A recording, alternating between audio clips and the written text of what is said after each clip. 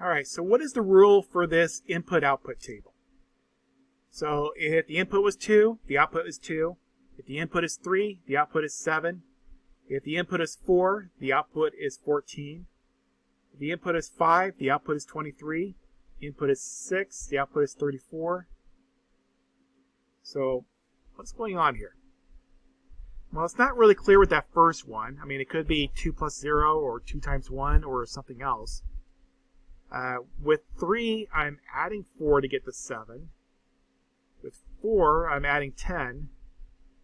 From 5 to 23, I'm adding 18. So it's not really clear about the addition. Try multiplication. Not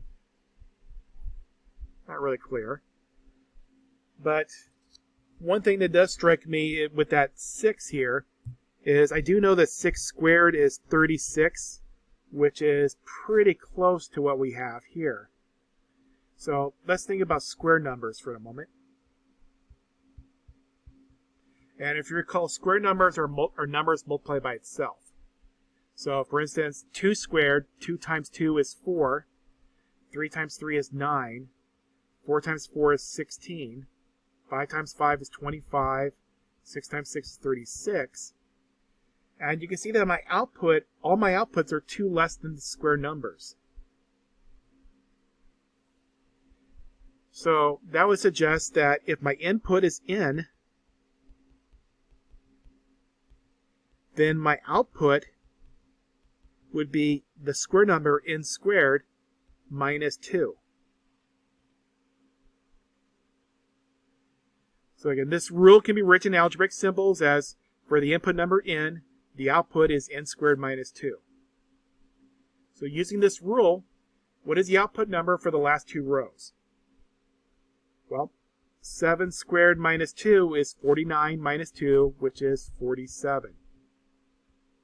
8 squared minus 2 is 64 minus 2 is 62. If the input is 10, well, 10 squared minus 2 would be 100 minus 2, or 98. What if we reverse this? What if the output is 79? Well, I know that if n is 8, I end up with 62, and if n is 10, I end up with 98. So 79 is in between there. So let's check 9. 9 squared minus 2 is 81 minus 2, or 79. So my input would have to be 9.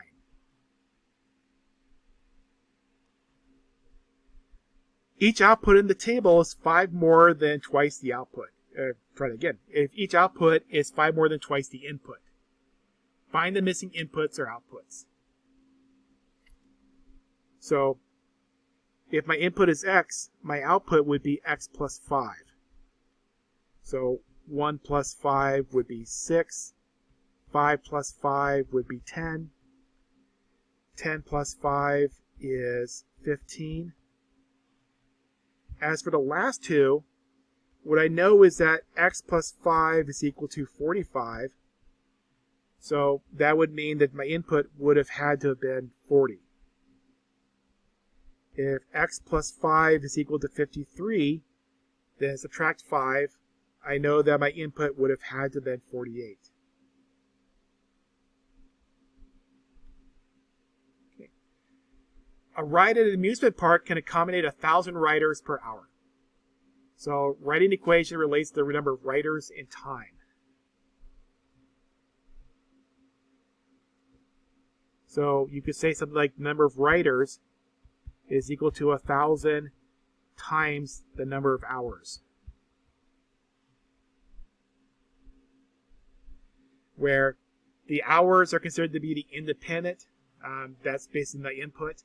Dependent is the output, that would be the number of riders. So the park is open 12 hours each day. How many people can be accommodated on the ride? Well, that's going to be, for 12 hours, that's going to be 1,000 times 12, or 12,000 riders.